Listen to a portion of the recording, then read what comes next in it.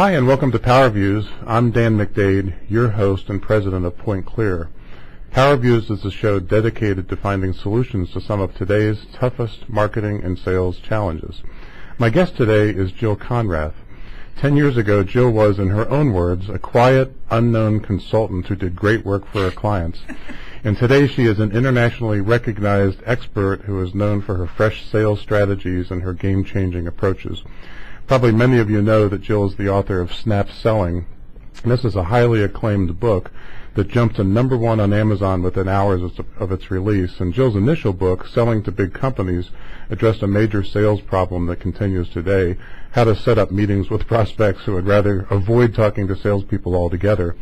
Fortune named it one of the must-reads for sellers, and Jill's newsletters are read by 80,000 plus sellers worldwide. In her spare time, Jill loves to travel, hike, do crossword puzzles, read and write. And I can't remember, I think you said you were a readaholic or something like that. Right? I suffer from addictive reading disorder. Okay, addictive reading disorder. Me too. I read everything. Although mostly it's just like Pulp Fiction, you know. So I just scoop that low, Dan. Except for your book, of course. And anyway, Jill, welcome to PowerViews. I'm really glad to have you with me today. Well, thanks for having me. I'd like to start out just talking about, we've just turned the corner here recently, which is remarkable, on 2012, and there are probably some things that happened or some things that didn't happen that surprised you so far this year. What might those be? Wow, things that surprised me. I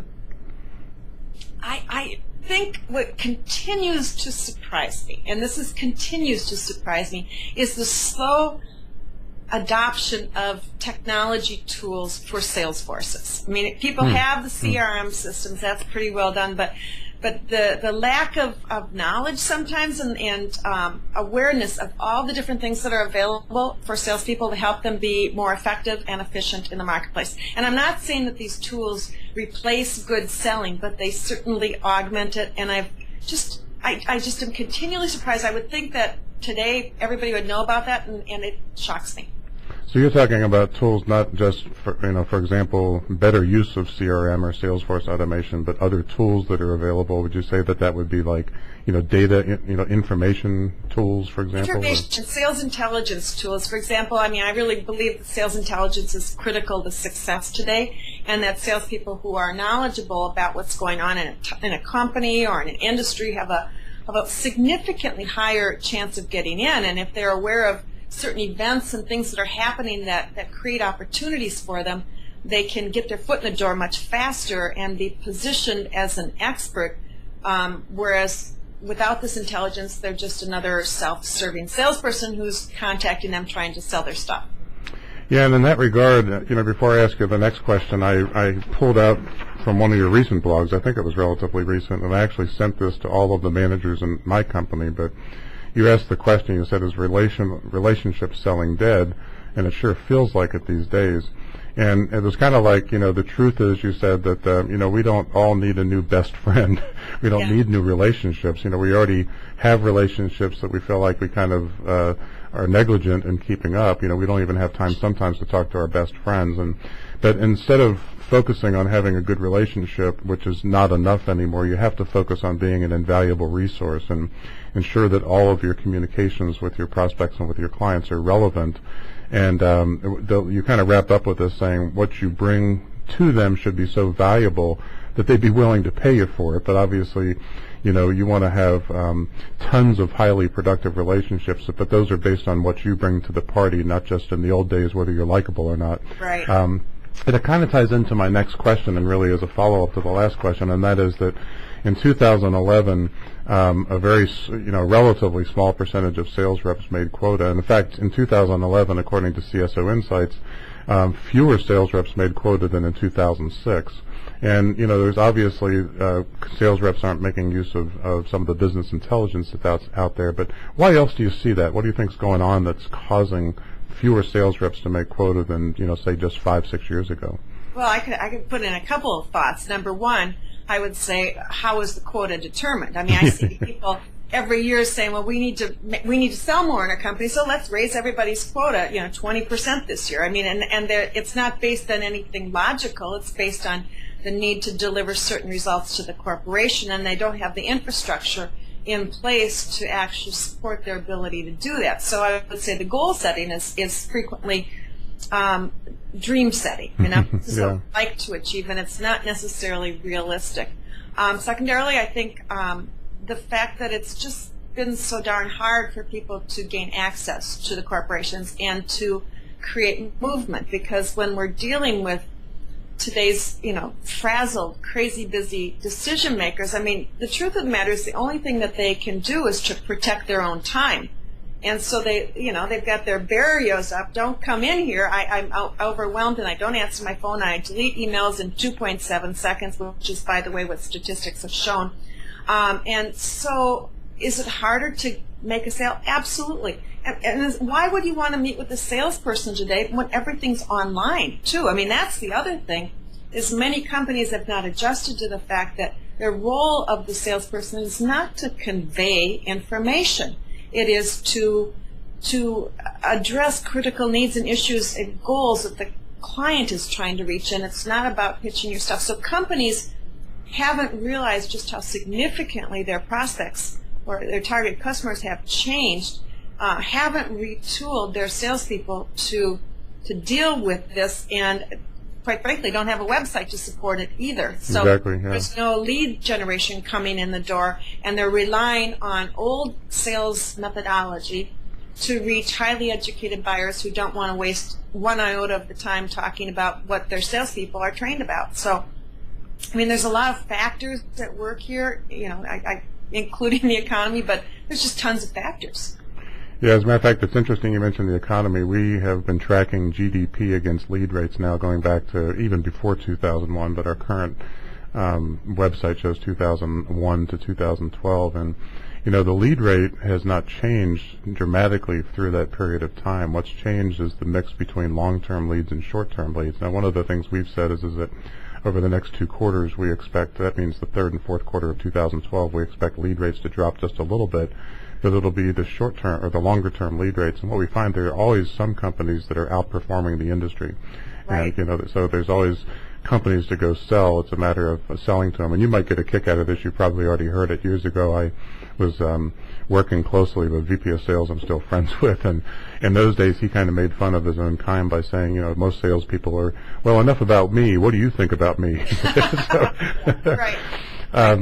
As we transition into the next question, it really kind of ties in with what you were just talking about, which is the alignment between marketing and sales. One of the things that we hear over and over again, and to be candid with you, we actually see it with some of our clients, is that marketing has been sort of defaulted to a cost per lead mentality and a quantity of leads mentality. And sales, is really basically saying most of the stuff that I get is junk. I'm not going to waste my time with it. And as a matter of fact, deal sizes of $100,000 or greater, about 67% of the deals sales reps are expected to find. They're expected to find those deals themselves as opposed to getting any help from marketing. Of course, that's across the board. But what do you feel like is happening with this alignment issue? Do you think we're making progress? Is it, kind of the status quo? What do you see out there right now? I see progress. I've been working on this issue for many, many years. In fact, for many years, my consulting practice was in the gap between marketing and sales, and I helped companies launch new products and take what they were bringing out to the marketplace and give the field salespeople what they need. So I was the sales operation or the bridge person for a long, long time.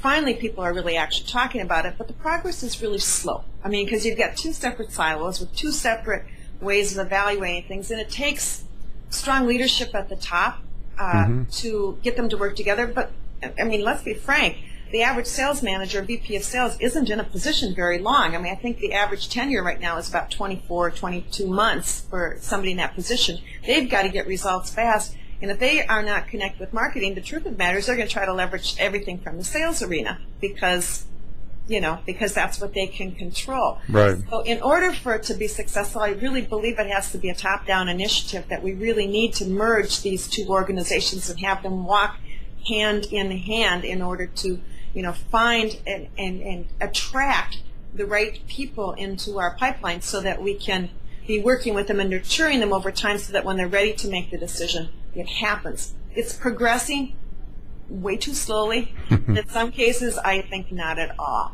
Yeah, unfortunately. This is a little bit out of left field, although not probably so much because I'm going to ask a question about social media, but social media in general, do you see companies getting a return on their social media investments? I guess number one, and then secondly, what do you recommend to salespeople in terms of their use of social media? I guess it's one of the ways of capturing, information or intelligence. But, what else do you see? Are companies getting a return on social media, and how should sales reps use social media? What are they not doing today that they should be doing? I think it's really hard to measure the return on social media investment. I mean, as somebody who's active in social media as well, I can't tell you specifically, did my leads come from YouTube? Did they come from my blog? Did they come from my newsletter? Did they come from a tweet I made? It's really hard to find out. Right. I believe that we have to be ubiquitous in our space. And Yeah. I believe that every organization needs to say, who are my customers that I want to reach, and how can I be out there in that space, market space where my customers are. And that can be through any number of channels. It doesn't have to be through all of them. But a lot of times salespeople don't have the ability to control it. They only can watch what's going on. And I really think that from a salesperson's perspective, LinkedIn is probably the best tool that's out there. And if a salesperson, him or herself, doesn't have a strong profile on LinkedIn, they're really, really making a mistake if they're not connecting with their existing customers. And multiple people and decision makers within their customer base, they're not teeing themselves up for long-term success, because by connecting with people on LinkedIn, when they move, you can go with them and you can know what's happening and be up to speed on where they are, and you don't lose your relationships. And so to me, LinkedIn is the one that's having the most impact right now on salespeople, and that I strongly suggest they use. And I also I love some of the technologies that are out there that allow you to, these aren't necessarily social media things, but they're sales tools, but allow you to see when somebody's opened your email, if they've forwarded it to others, if they've read your presentation. I've done some work with BrainShark lately, and they've got, if you send out a presentation to your customer, they'll tell you who saw it, and, just tons of good tracking information that allow you to really be aware of what's happening and on top of things as a salesperson, as opposed to, just doing your stuff in the dark. You referenced a little while ago, you mentioned that, selling is different today than it used to be because there's so much information available in hand. Right. At the same time, at least it's my opinion that the pendulum swung too far towards inbound marketing and too far away from outbound marketing, and I guess what some people call interruption marketing. So how do you feel about that? There's obviously lots of discussion about inbound versus outbound marketing right now. Is there a right answer? Is it always a blend? What do you recommend to your clients about that? Well, mostly I recommend that they invest in inbound marketing, because most of them haven't done nearly the job that they could to attract the kind of customers. And consistently, every time I work with somebody, and I don't advise their marketing, their marketing team, I'm working with their sales organization, but consistency, I see websites that are painful for me to look at. And the reason that they're painful is because I honestly think that they're relying too heavily on their salespeople and outbound marketing initiatives, the traditional way of marketing, that they're not getting the online bump that they could be getting by having excellent content on their site that people will come to see. I mean, you're doing this because it gets people on your site and it gets them to stay there. And you have white papers and you have ebooks and you write and you do all that kind of stuff. This is all stuff that companies need to embrace, because quite frankly, if your website sucks, it's hard to sell. I hate to say that, and I see way too many websites that are mediocre at best and do not support the sales organization in their initiatives, don't capture leads, don't demonstrate the company's strengths and capabilities by showcasing how they've helped other customers, or showcasing their knowledge and expertise in small vignettes, whether it is through any of these different social media venues. I'm afraid to admit that about 3 years ago I was one of those CEOs that said, "Why would I blog?" What difference will it make? And what are you doing today? You are actively participating in inbound marketing initiatives. Right, absolutely. And so, I really, by the time people contact me, they know who I am. And I think that there's a lot of people that their companies, whatever their companies, if they can have a strong web presence, it really helps. Now, it helps sales. It doesn't make sales, but it's all part of a holistic sense of who your company is and your expertise in the marketplace. And without that, I mean, salespeople are really constrained if their marketing department still thinks it's about writing things that are leading, that your company is leading edge, or that you have a passion for excellence, or customers love you and you provide extraordinary customer service. I mean, that's like crap out of the decades old thing, but it's standard practice. And they're pretty much table stakes too, aren't they? I mean, most of those things are really table stakes today. It's like that, they expect that of you. Yeah, now add value. Show me that you as an organization really understand what people like me are struggling with on a regular basis. Show me that you've helped other people like me solve these problems. Help me understand that you can guide me through the decision process, because, it's hard making a decision. I have to decide on this every couple of years. So all that stuff is going on out there, and so much of it can be demonstrated on your website to support the sales initiative. But still, again, it comes down to, it's really, if you look at the decision, I believe research by corporate executive board showed that 53% of customer loyalty is based on the interaction with the salesperson. And the same can be said, too, from the standpoint of if somebody buys. Nobody buys a company. They buy the relationship and the interaction that they have with the salesperson. Are they adding value? Are they not adding value? Are they making me think? Are they bringing me ideas and insights I didn't have before meeting with them? And this goes back to what they pay to actually meet with you, which goes back, I think, to a huger sales problem, is what are organizations doing to make their salespeople these delectable people to meet with, like that people will drool to actually, oh my God, I met with this salesperson, she got me thinking, and and she's got some ideas, and we need to, and that's what should be happening after meeting with us, as opposed to, I got this brochure, and here it is, and we're looking forward to putting it in our circular file. I know that one of the things that senior executives say that they value from sales is that the sales rep is working for a company that solved a problem multiple times, at least theoretically, where the company may only have to solve this problem once. So after they've done all of the research, or they've had somebody do the research, they like to get sort of validation from people outside the company, because they're also a little bit distrustful of the data that's inside the company. So if a sales rep can demonstrate knowledge and demonstrate that they can add value, and even demonstrating, I always talk about the stage of the sales cycle, the 5 steps of the sales cycle. The last 2 are getting agreement to a generic solution and then agreeing to a customized specific solution. And I guess in the old solution selling days that might have been a vision of a solution, but I find that sales reps skip that step, and they're so anxious to get to step 5, which is talking about me and talking about my solution, and like you said, how great we are and what wonderful customer service we have, as opposed to basically saying, okay, let's solve this problem together, and whether or not we're a fit for this problem, let's work together to solve the problem so that you get the very best solution. I think what you're talking about, what you just said too about fit, I think salespeople that can go in and say, I'm not trying to force fit, I'm here to see if what we can do can make a difference. It may or may not fit. By the way, that increases trust, because you're not leaning forward all over the person. You're going, I'm here to see if it fits, and you're leaning back in your chair and you're having a conversation. Right, exactly. The other thing I have to say to salespeople too, it's about fit, and you honestly do need to see if they're going to be a good person to work with. But you got to slow things down, because you're trying to, you're on a speed dating binge. You're going trying to get these people to marry you after a 5-minute speed dating conversation, and they need to feel comfortable with you, which means you really need to be leaning back, taking notes, having smart questions. Be thoughtful. That's what they're looking for in working with people today.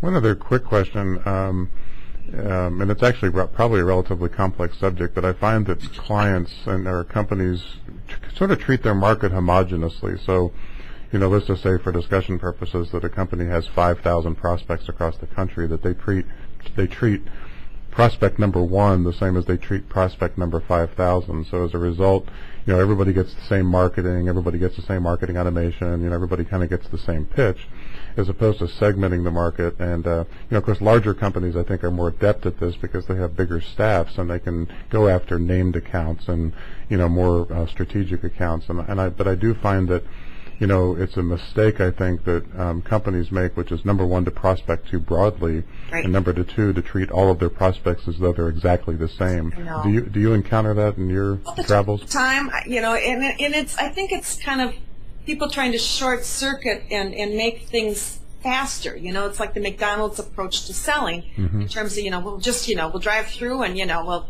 boom, give this message to everybody, and we have the same, everybody gets ketchup and mustard whether they want it or not, and they have no pickles if they don't want it. The reality of it is, this is a more efficient approach, but I would say it's not necessarily more effective. And yes, they can barnstorm all these accounts and do it, but what are the results they're getting? And to me, the metric that I would say that it's most important to watch is effectiveness, and have salespeople be constantly thinking about how can I increase my effectiveness with every encounter. One of the things I always teach people is thinking about maximum impact. If I'm going to be calling you on the phone, what can I say to you to have the highest likelihood of getting you to agree to the logical next step, which might be a 10-minute phone conversation. But it's really, my goal is maximum impact. How can I do the least to get the most accomplished?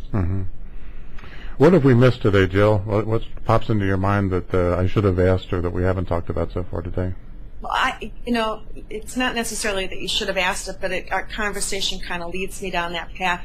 I think the days are gone when people can say, I'm going to go out and hire A salespeople. I mean, first of all, there's not enough A salespeople out there. Right. Anybody who thinks that their company is going to get all the A players is, probably smoking dope from the 60s. But the reality is we need to start investing in our salespeople big time. They are the differentiator. They truly are. And if you want your salespeople to be the kind of person that a customer would pay to meet with, then you need to think differently about the education of your sales force in terms of thinking about, all right, what can I do to bring them up to speed on what's happening in our industry? How can I help them understand our customers, our targeted customers, in greater depth? How can I keep them aware of the trends that are happening? How can I make my salespeople experts so that when they're talking to somebody from another company, they'll say, wow, she really knows a lot, or wow, he is so smart about what's going on. We have to have him on our team. And I don't think business owners, I don't think VPs of sales are honestly thinking about how can we make our salespeople the competitive weapon. They're just hoping they'll deliver. Yeah, it's almost like one of the expenses that went out the window was training and development, and it's a real shame because you have sales reps that sold like they did in 1999 and 2000, and it's not 1999 or 2000 anymore. It takes a lot more skills. It's not 1999 or 2000 anymore. I mean, the world has fundamentally changed, and you've got good people. I mean, seriously, we've got good people out there who are doing their best, but they literally don't know that they need to change, and they're not getting the support internally to change. They're getting the support to go out and make more calls. And again, if you're not making the right kind of calls, why waste your time? Yeah.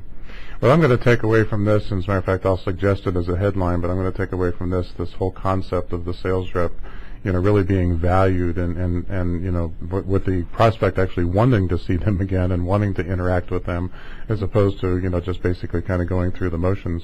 I know that, yeah.